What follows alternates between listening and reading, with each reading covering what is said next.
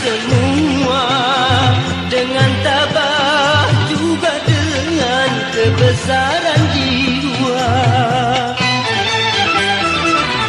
Pahit rasanya empedu,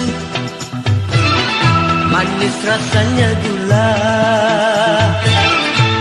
Bekerjalah dahulu, berjuanglah dahulu, baru kemudian berbahagia.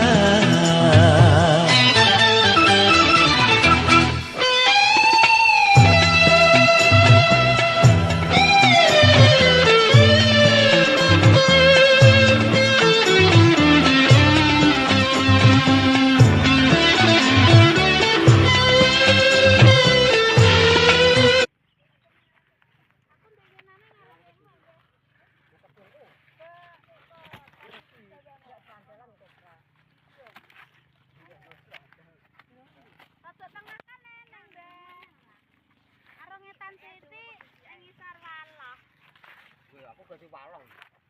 Mbak Erbi sing ngetan kamu kan gak enek walo ya, Mbak? No. Ndek itu